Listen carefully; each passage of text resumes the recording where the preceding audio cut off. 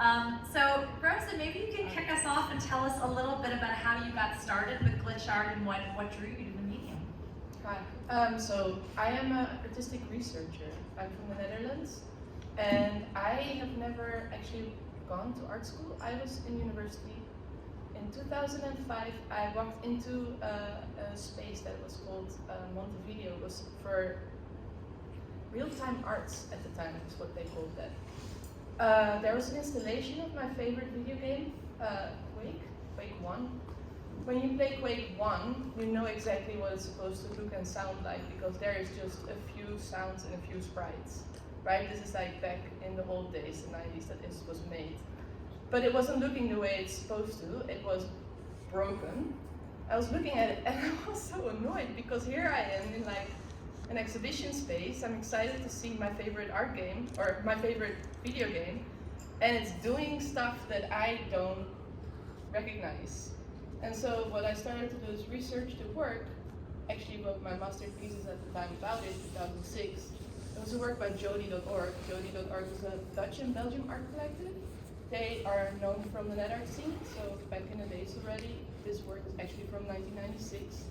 And that's my first connection. I needed to understand what they were doing because they broke the thing I loved. And so I started to break things I love, which is clearly what's up now. I don't know. Yeah. What's the first thing you broke? No, that's not. Maybe even more interesting. I'm so tired. Actually, I will say I'm so tired of always having to talk about the first thing, the longest thing. It's more about what's interesting, right? And you see that here in the glitch art scenes, like everybody needs to pull like the longest, hardest, strongest, fastest. I don't know if that's like of interest to me. It's really about what are you trying to do? What's your context? So if you're asking me, what's the nicest thing you've done? That would also depend on the time and context, but I think it's pretty nice that we got a community gathered here in Sotheby's today. I think I'm only a little bit part of that whole situation. I think that's a community effort, but I think that's definitely, yeah. Because I think glitch is as much an art as a community, as a history, as it's a technological break from an expected flow in the system, as it's many other things, right? So we can touch upon that, but I think this is definitely interesting to read it as a glitch itself. Yeah. And, yes. Dawnia, same question over to you. We'd love to hear your journey and how you got into this. Oh gosh. Well, I've been an artist for about 15 years. Before getting into glitch art, I was a photographer. I shot, local events for the paper and concerts, commissions for bands and stuff like that. But I was in several car wrecks, just sitting at a red light and got rear-ended kind of thing. So it became hard to do event photography. It's really physically intensive. And it was really depressing for a while because that was like my only artistic outlet, I guess. But then I stumbled upon Stilio Benjamin Berg's tutorials on sonification and the word pad effect, and from there it just spiraled into this rabbit hole of trying to discover, new files to corrupt or new ways to bend things in Audacity, and then later on Reaper and Ableton and stuff. And obviously I had like a back catalog of photographs to do it with, so it was really fun being able to merge those two worlds. And just fell in love with glitch art, and then I found Glitch Artist Collective, and I ended up falling in love with the glitch art community as well. And I mean, you have a unique approach to glitch art. Maybe you can talk a little bit about it and how kind of the role that you feel like you play in this art movement. Oh gosh. I guess early on, I was just kind of focusing on finding new file formats that maybe hadn't been glitched before, or new ways of new VST plugins to bend images and videos in Audacity. And I feel like, I guess I played a role, it was trying to help popularize it, because a lot of my early work, I was just taking popular GIFs and stuff from Disney, or just real pop culture elements, and kind of just distorting those. it was kind of this double thing of like, okay, these things are already popular, so people are going to recognize them, but also it's just kind of like taking these like corporate entities like Disney and whatnot and just kind of like destroying them and distorting them in, you know, strange ways. Rosa, I know we talked a lot before this about the relationship between tech and its limitations and how that comes up in a lot of your work. I'd love to go a little deeper there with you. Yeah, so imagine that you're doing glitch art, I don't know, like if you're involved in the community from quite a while onwards. I feel like many people here in the room might have side links been like that.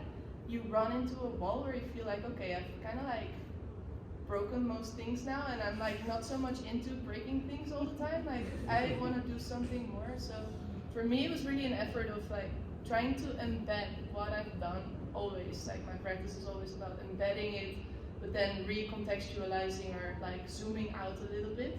So one of those days I didn't want to like pivot, but like zoom out. I started to look into like resolutions.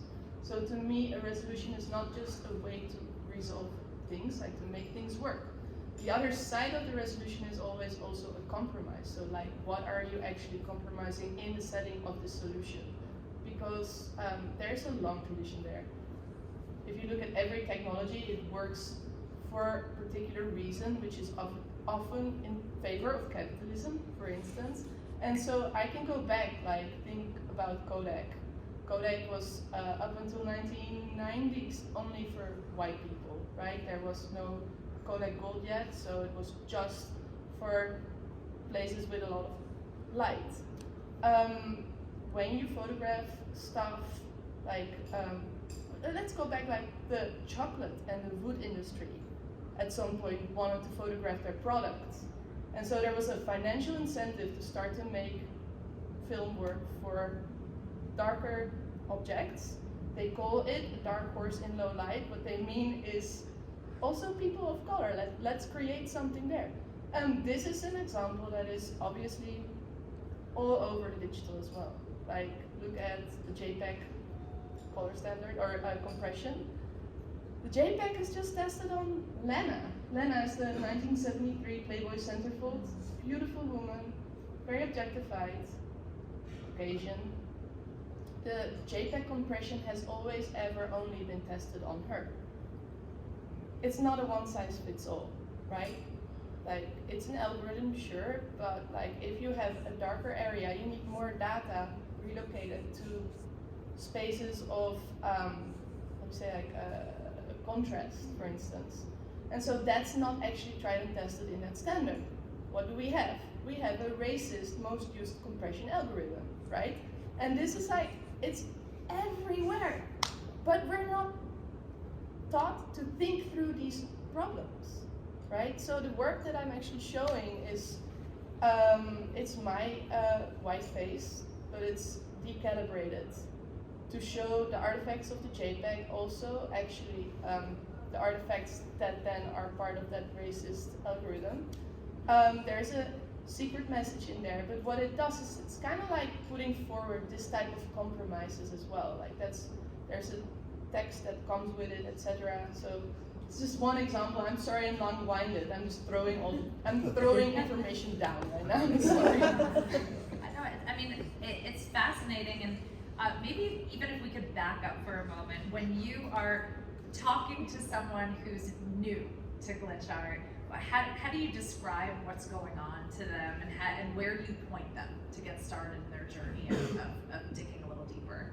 I think Dawnia also kind of like already talking about that a little bit. Like you mentioned, for instance, Benjamin Burke, Stalio. Mm-hmm. There's tons of tutorials online just to like kind of get your hands dirty and like shake some data. But it really depends on what you want to do. Like it could be like playing with compressions. Personally, I also like analog hardware stuff. Like I've played a lot of shows back in the days, like VJing with analog synthesizers, circuit band, like generating stuff on the spot. There's so many ways to play around, but really like technologically what you're looking for is a break from the standard flow, the expected flow of how technology works, to show the inner workings of technology. Then when it's aesthetics, which we see a lot in the show downstairs, I think a lot of it is not necessarily a technological glitch, but an aesthetic glitch. Then it's more like, maybe there's like a whole taxonomy we could do, but I don't know that this is the place. But you see a lot of pixels, you see a lot of lines, you see a lot of vectors, blocks, wavelets. Like you see what images are constructed from, not necessarily came out of a glitch, but it's like kind of putting the aesthetics of that technology on the stage, on the display. Yeah. It's definitely very accessible. I think a lot of people have the preconceived notion that you need to know how to code or, know all about these file formats, but really you can just get in there with very minimal knowledge and start breaking things. There's very, accessible tutorials, and even if you don't want to go that deep, I believe in kind of the large umbrella definition of glitch art. It's okay if you use your phone. There's lots of cool apps out there that, glitch things or whatever, and I've seen people make amazing work with all those too. I'd love to learn a little bit more about how you like to engage with collectors of your art, because I think that's something that we've seen evolve with social media, now with Web3, even more the opportunity. So how do you typically engage with someone who would collect a piece of your art? Honestly, I don't really get like a whole lot of messages from collectors about like collecting my work on my main account, Let's Glitch It. When I started an anonymous account for my crypto webcams project, then I got lots of messages from collectors. I don't know if there's the anonymous part. Wow, or if they just, that's interesting. yeah, and I've heard this from other women and non-binary people. I don't know if collectors don't feel comfortable engaging us about our work, but it's a thing. It's a thing, it's so clearly a thing. I mean, come on, did we see the coin desk thing today? Fuck. Oh. I was waiting. Go deeper. But no, on the crypto webcams Twitter, I would get messages all the time like, hey bro, like,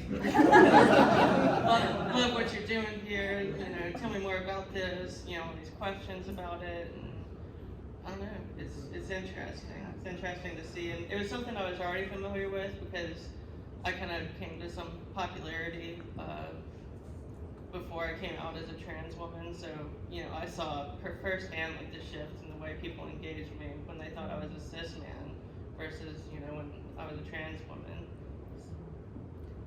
Rosie, you clearly have a lot of feelings. What's in your head? No, I think it's so. No, I think everything is kind of like being said. Like in this Sotheby show, to have such an overwhelming male presence, and then it's cool that you're trying to fix it, but then on every second step every step you make, you run into similar problems. Like, oh, let's put today we had that press release, and it was just mentioning again a lineup of men, and no. I actually, look, there's this all the time. It's like people need a hard reset in their brain. I don't know what that is. Like, how can you fork their brains? Just like, no, but it's really interesting to see how embedded this way of thinking is. It's heartbreaking that people have such a hard time just. It's like, you want to be a better person? We learn every day about things that we didn't. That didn't come as natural knowledge maybe to us because someone didn't educate us. That's what it means to be a human. It means you made a mistake, you learn from it, you do better. And it just seems to not happen. I don't know what that is. I mean, I've often joked that my best competitive advantage in business is having a boy's name, because I can't tell you how many people I would email early in my career, and then I'd show up and they'd be like, "Where's your boss, Randy?" And I was like, "Sucker!" Like, here we go. Randy's privilege speaking. Sorry.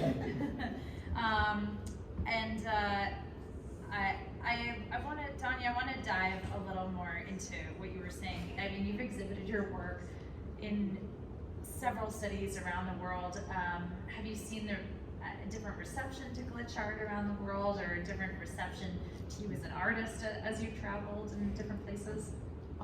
Unfortunately, this is actually the first exhibit I've been to where my work is at. I haven't had the opportunity to travel and get to see my work actually displayed anywhere. Just online obviously, but with pictures and photographs. But yeah, it's hard to say really. I don't know how to answer that. So, Rosa, I'd love to hear, in the world of glitch art, there definitely seems to be a strong representation of women non-binary artists. Why do you think this is, this genre of art has attracted this, and what can we do to highlight? Well, I think there's as many answers there as there's people part of that, but I can kind of get into what my idea about that would be, is that, for my experience, throwing a festival or event called GLI.tc/H, right? This is since 2010.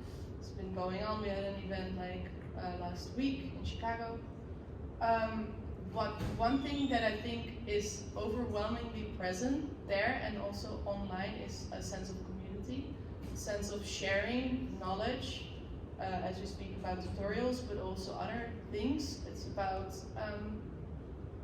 I think it's about also strengthening each other and pulling each other up. And so that could be my answer, but I'm sure there is many other ways of pronouncing it. And I will also say the glitch community is not one, there's many of them, and I think there's just a few that are actually more or less inclusive.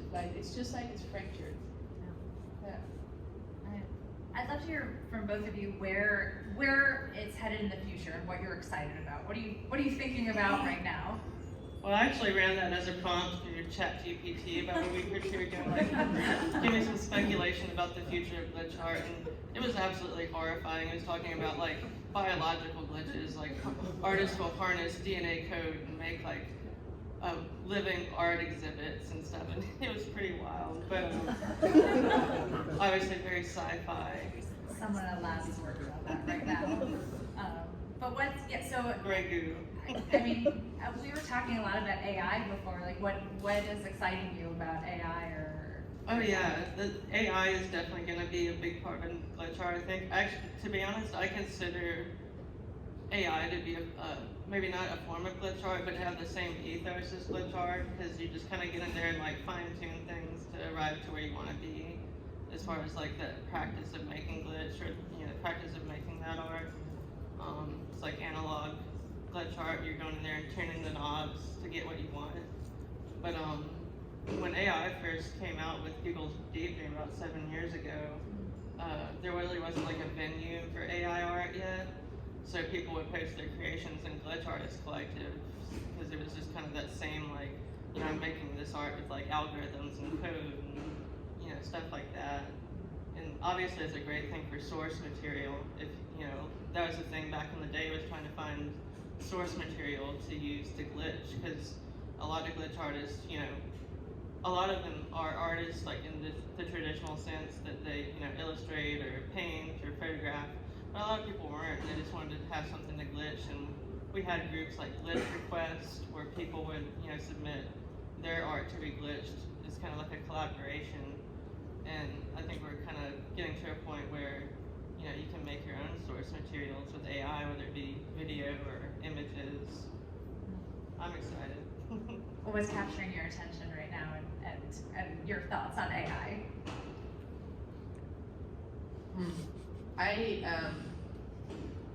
Not AI, I don't feel. What's capturing my attention at the moment is I'm so curious how this auction will go, because clearly the whole thing is fucking broken. Sorry. So I'm just okay, so how do we look at what happened here, right? So you had a show that had a lot of artists making aesthetic work that aesthetically might reflect some glitchism. Then there was a group of people coming from the outside giving criticism. Then the institute started to think, okay, how can we do better? And there's just been so many, we've lived quite a rough 2 weeks with all kinds of, not just from like the Twitter deluge of like crazy shit going on, but also in my DMs, people I respect saying like, what are you doing now? Like now you're fucked, because now you're going to an auction house, putting your art on some, or are you going to, because then if your art doesn't sell compared to someone putting 20,000 up just for like you're putting your art up for the future, you're gonna like lose credibility, you're gonna lose like a value of your work. And I'm like thinking, what is it that I'm doing? What do I want to get out of this? Well, first of all, and so that's what I'm excited about. I mean, that's a whole other panel, let's not go there. Like I could talk hours, but it's not here.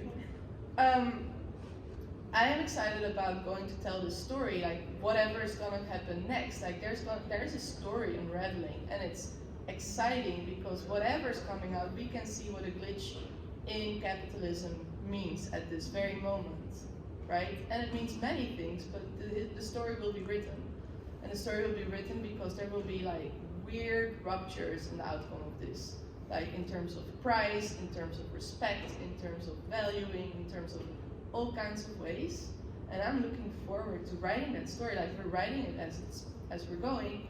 And that really gets me excited. And we were talking a lot, Dawnia. We were talking like, wow, something got like ignited, and like we can like just now the house is on fire. You can't just like leave. Now you have to stand there and like burn yourself, I guess.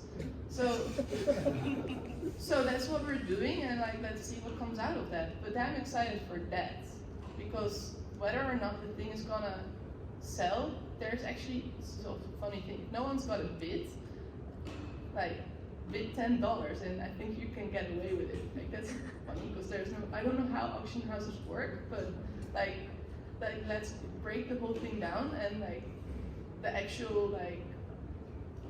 Now anyway, doesn't matter.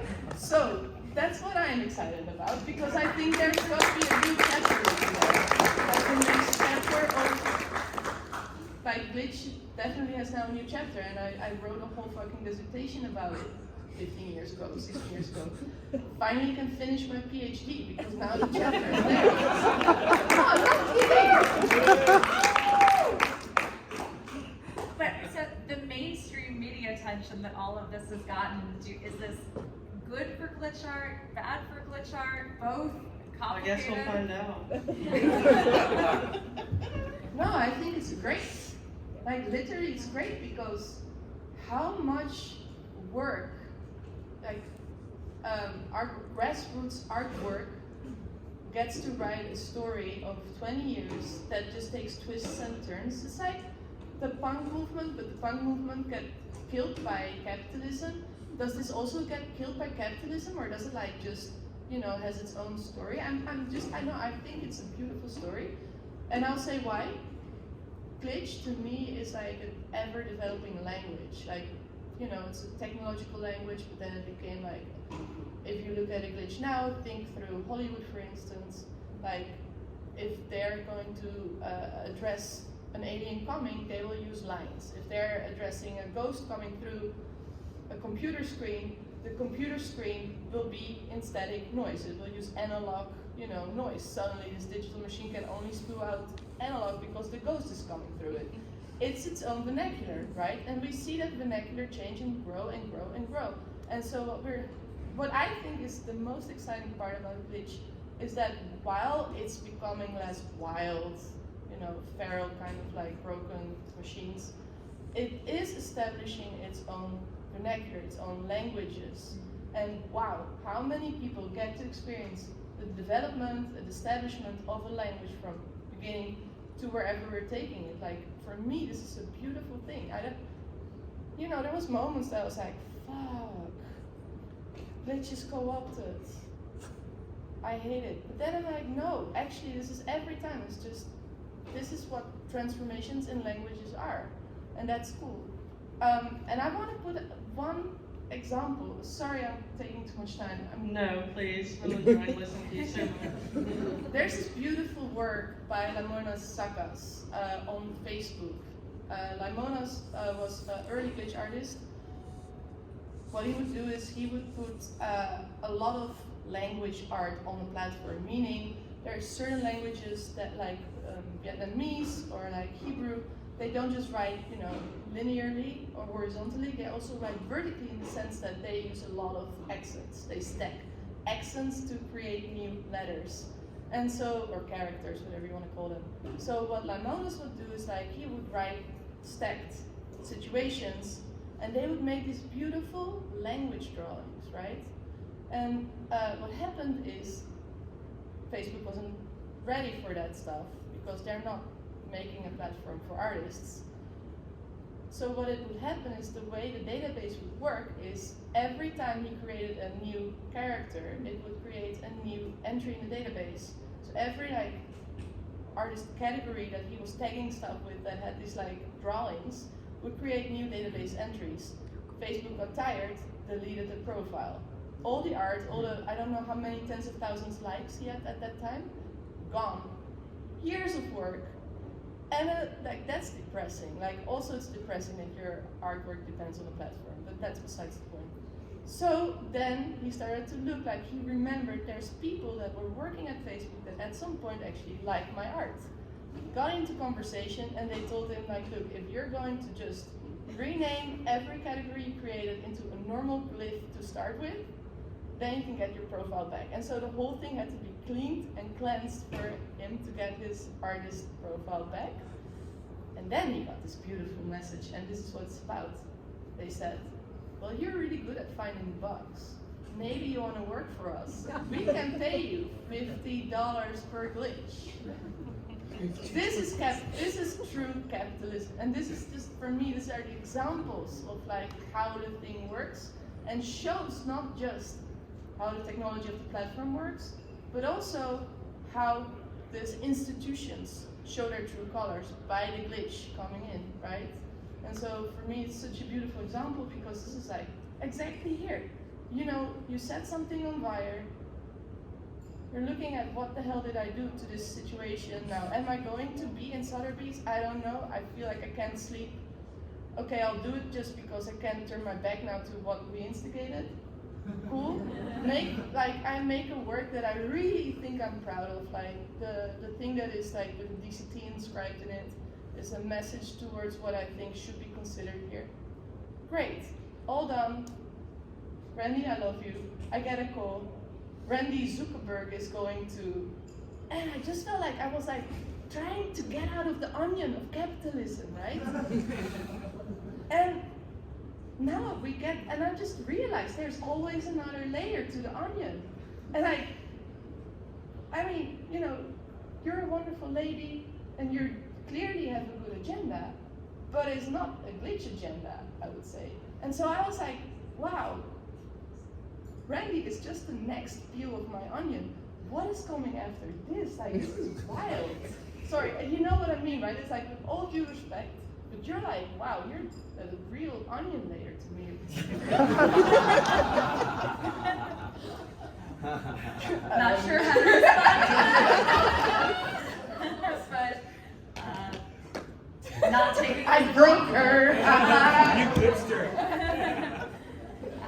All right. Well, that being said, I think you. There must be one more question to Dawnia. I'm Yes. pretty sure. Dawnia, what? Hopefully, I'm a slightly more appealing food or vegetable to you. Onions are like, no, this But- is no. Onions are one, most important in cooking. You start with cutting the onion. Two, they're also a philosophical like metaphor that everyone uses. So that's one love for onions. Like the world without onions would be like less of a good place. But I understand it doesn't sound flattering, but you don't eat onions. I eat onions every day. What are you working on now that you're excited about that we can? Oh gosh, this. This has been like a massive undertaking trying to get all this together in like 2 weeks' time. I haven't been sleeping very much. Yeah. I'm very tired. like Rose, like Rosa said, I'm like nervous to see like how this is going to resolve itself. Like, do we just get absorbed by the capitalist machine yet again? How many layers are there? Like, what's going on? No, here? it's never ending. That's like, wow, until you die. Like, that's just like, that's. It just keeps I think- glitching, yeah. Yeah, like, or not. Or not. It could just get. Why don't we open up to some audience questions? Yes. How about Anyway. All right, here. We'll be All fine. right, great. Don't worry. It's your stage voice. I work at Makerspace, but I actually used to work at Sotheby's. I love what you guys are doing in the space. I love glitch art. Dawnia, I'm a major fan of yours. Thank Easy you. Street is one of my favorite digital artworks. I'm just curious, when you guys are thinking about the art that you're creating, do you like to do things that are completely abstracted, or are you drawn to having human forms in your art? Dawnia, a lot of your art that I love has people walking through it that are distorted in this beautiful way. How do you think about that when you're creating, bringing the human in, or trying to leave it out entirely? And do you do that half and half, or are you drawn to one versus the other? No, really, half and half, like you said. Sometimes I like doing like really abstract works, where like the centerpiece of the image is just the glitch artifacts. And like, I've always loved the glitch artifacts. Like it looks like alien language to me a lot of the time, or like ancient runes, or it is like a different language in Rose's case. Like she's actually putting, the messages in there. And it's about half and half. I think, a lot of the times when I'll use a human figure in a piece, it's mostly just to express something I might be feeling at the moment, like the attitude of what's going on or something like that. Well, it's beautiful. Thank you. So I really thank you for appreciate it. Yeah.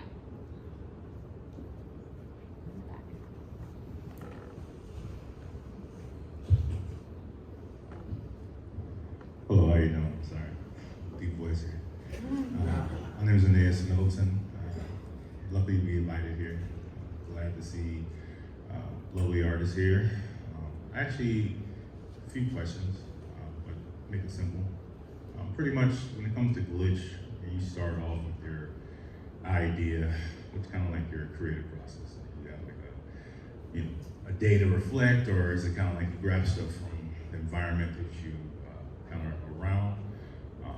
Also, I definitely have to respect Sotheby's as far as what they have done for Web3. I mean, I've seen some of the, a lot of the stuff on Twitter, but it's kind of like, to me, I see that they're really kind of like embracing Web3 and bringing artists from all different parts of the world to a genre and collectors that have never had that feeling. So when I kind of hear that you're saying, oh, I haven't slept, I mean, who would, it's kind of like seeing, but what's your process of getting ready for that tomorrow as well?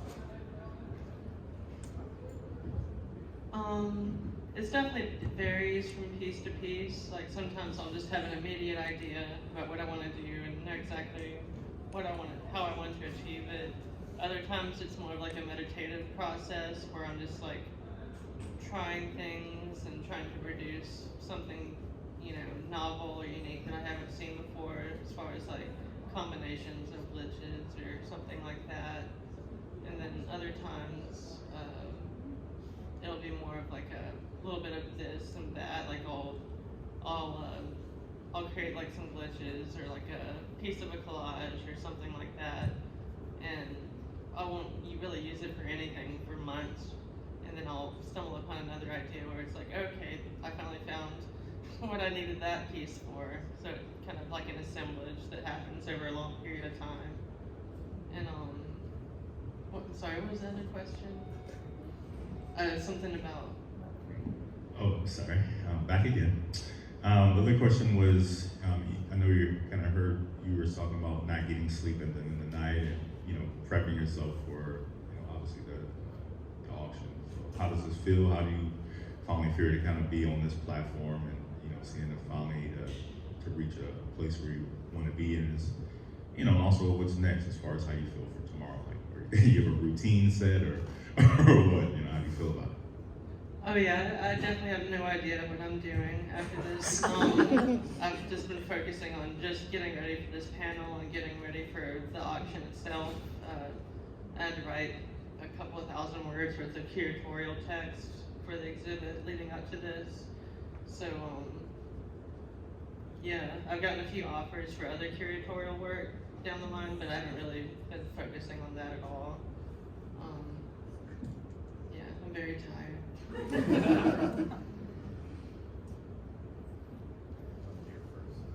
There's one up there. Gotcha. Hello. So Walt Plug here. I just wanted to ask about the selection process in terms of the work that you put forth for this coming up, and like how do you come about it, or what does it mean in that context of the prep and being here? Well, definitely a lot of it was, how do I say this, like, we only had 2 weeks to prepare for this, so there was definitely a few people that just simply couldn't have work ready in time. They had like much more involved processes and stuff. But I think everybody that we put forth is either an emerging artist that's shown like really excellent work in the field, or they're more historical and have been doing it for a long time. And like Randi mentioned, I've been curating Glitch Artist Collective for about 10 years, and I've been I co-founded like Glitch Alpha Force on Twitter with like Web3 glitch artists. So I kind of had like a large pool of artists to pull from. There's a lot of glitch artists out there, but it's still like a relatively small niche as far as like, you know, artists to pull from. So it was mainly just a matter of finding like works that artists that I thought would create works that would sync together well in a few, yeah. I wanted to get it like, you know, really representational of like the different styles of glitch art, because there's 3D glitch art, analog glitch art, digital, you know, ROM production, data moshing. There's like dozens and dozens of ways you can make this stuff, and I'm happy that we have more of a representation of like varying styles and voices now. Hey, Gianni Arona and just want to thank you both, all three of you, for being here today, for the fearlessness, the education, the discourse, and the intense passion, which is beautiful. I'm wondering what some core tenets or principles you have in glitch art. If there was a glitch manifesto, what are some of those principles? I can hear that you're directing the question to me. I'm To pretty both, deaf. to both. Okay, can you speak up a little? Oh, sorry, I didn't realize I was not loud enough. What are some of the core tenets or principles that you integrate in your workflow? And if there was a glitch manifesto, some driving psychological mechanisms that are near and dear to the practice? Well, personally, I think my work, I don't see it as like, it's gonna be weird because I think in Europe we use different language than here, but like a lot of artists make projects, and I always have the sense that if you make a project and then you park it, then it's done and you make something new. I don't work like that. I create a universe of like creatures, right?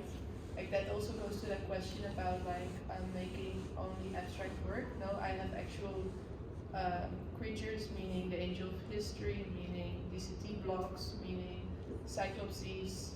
They come back. They are coming back every time, and they are thinking through ways of perception.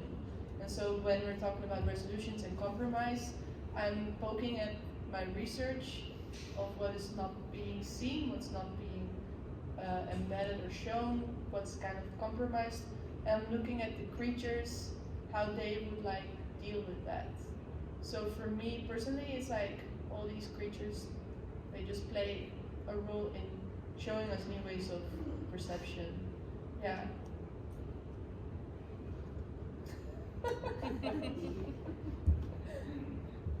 Yeah, I really think that was more of like a Rosa question.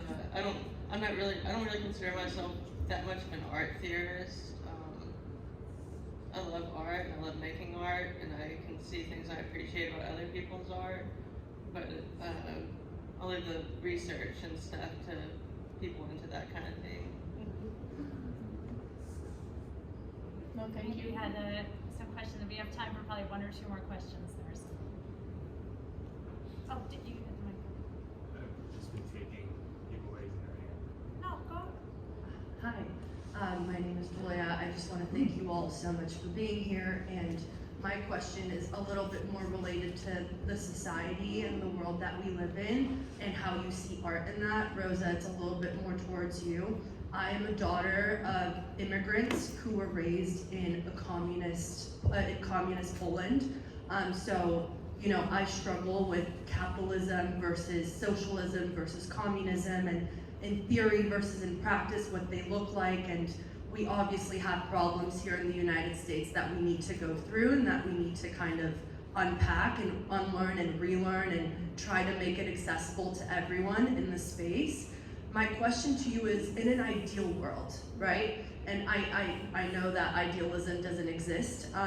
What do you see that being like? I mean, there is an onion that needs to be unpeeled, I agree, but coming from my own personal background, right?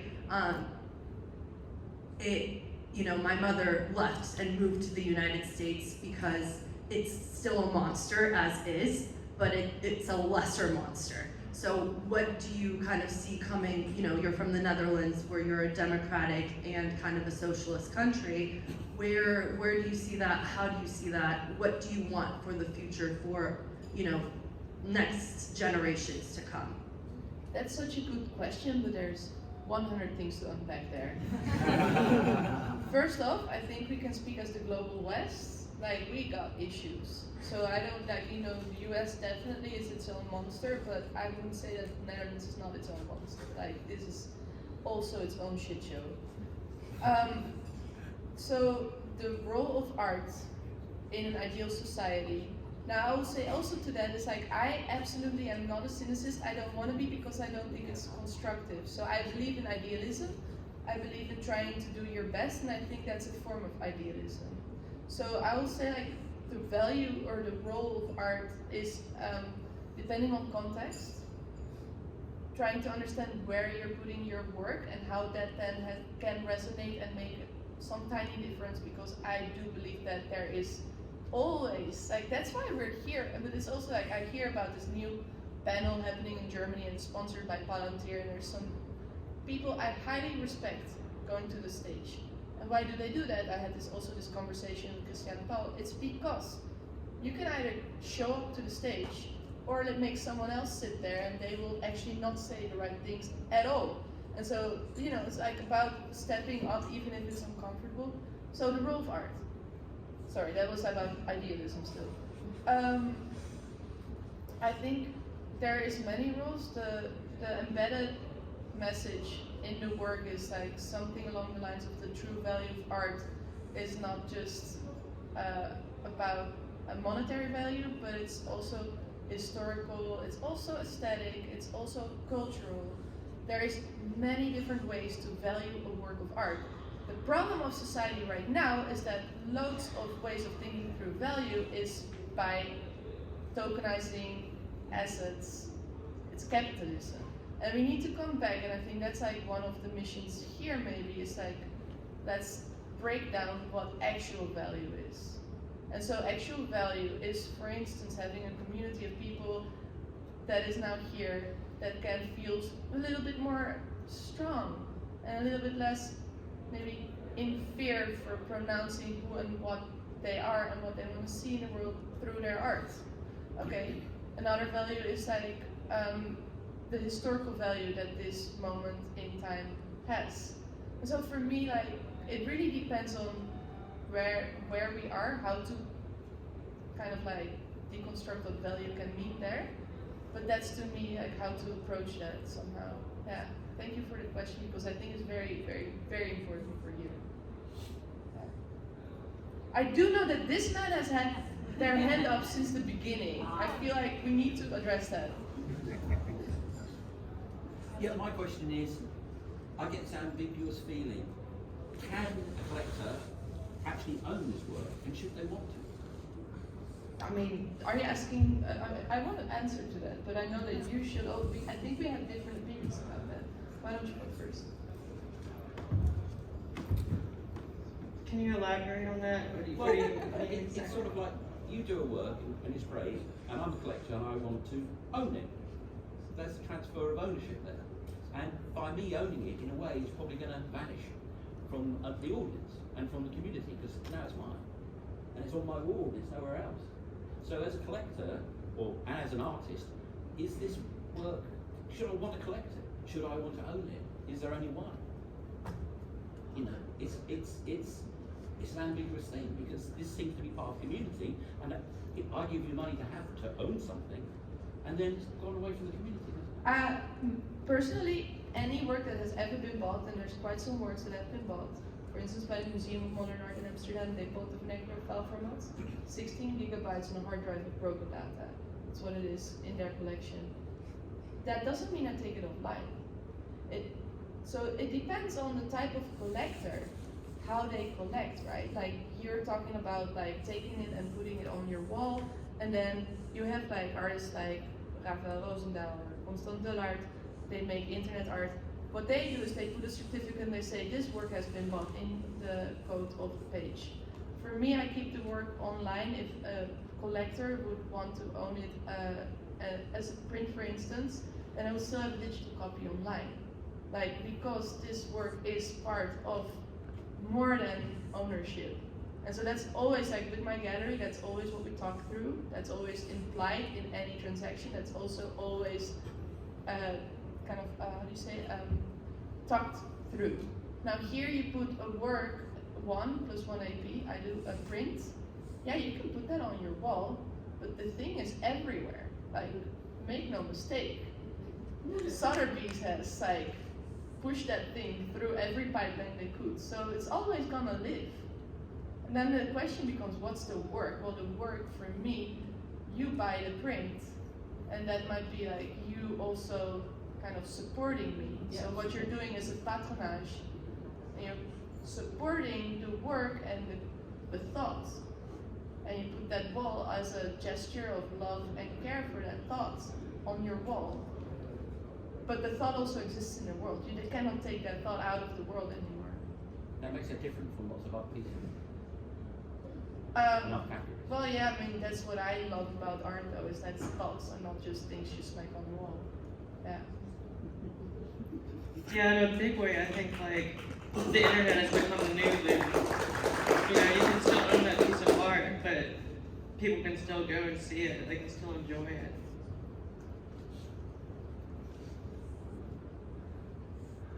Look at that! The mic runner has the hands like this. Is that like stuff? Okay. All right. Sorry about that.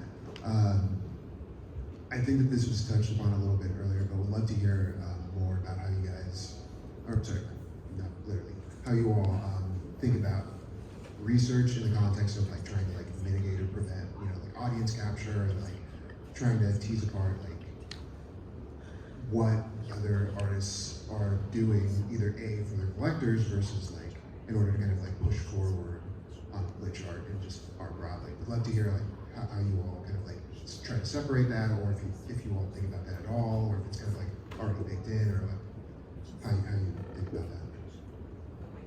I'm sorry, wait, could you repeat that? I've been at these gatherings the last few days, I can barely hear anything. Oh, sorry. So like when I'm like working on something and I like look at other things for like inspiration, like sometimes the thought comes to me like, oh, is this because this idea, this tenet, whatever, is kind of aligned with this genre, or was this person also thinking like what's going to sell, and then kind of like incorporating what sells, what their other collectors have, and putting that into it in order to kind of like, you know, maximize the commercial like viability of that. So I was asking like how you all think about that, if that's something that you all worry about at all, like how to kind of like tease apart that dance, if that makes sense. Yeah, it's definitely not something I really take into account with my work. I don't think I could that's why I don't really stick to like a very specific style either. I get bored. I get seriously bored making, and that's not, trying to dunk on people that do have a set style or anything. I really admire a lot of people that, have a very consistent, you know what to expect from them. But it's just not something that interests me personally. I had this interesting experience after all this in Sotheby's happened, is that also galleries start to write you, like actual blue chip galleries. I had to sit down yesterday with a blue chip gallery, and then the question obviously is like, so what objects do you, that's exactly the question. No, so I think a lot about that already, because actually what I want to convey to the world is a piece of knowledge, a piece of thought, blah, blah, blah. But I cannot put it. But what I do, I think at Noon, for instance, is I throw my PDFs at it so people can support my thoughts and my writing. But I think about how I cannot actually reach a big audience by just putting a PDF on the wall, because I've done that in the past, but I don't think it's actually that's, yeah, I have done it many times, Lorna, So what I've been thinking is, as I didn't get art educated, right? I've been trying to learn from my colleagues. What I see is people take an object that is actually resonant of that practice, but it's pretty, it's beautiful, and it makes people question. That's how it works. You put an object that is kind of tingling on a few fronts, aesthetic way, but also it slightly connects to something you recognize, and that makes people want to step over that threshold of trying to understand what's going on, and then they will start to dive into the knowledge. So you have to create this portal towards a larger practice, but you have to capture it in an object. So I'm not good at it, but I was yesterday to the blue chip gallery person, I was well, you can teach me how, I need to learn, because that's how we put more thoughts into the world and also talk to more people, which in the end is actually very valuable also. So I'm absolutely in favor of that, but I haven't figured it out fully yet, say. Yeah, I think it's really great because there is a lot of artists that are actually really good at it. Imagine okay, no, that was my answer now. Please join me in thanking our panelists today.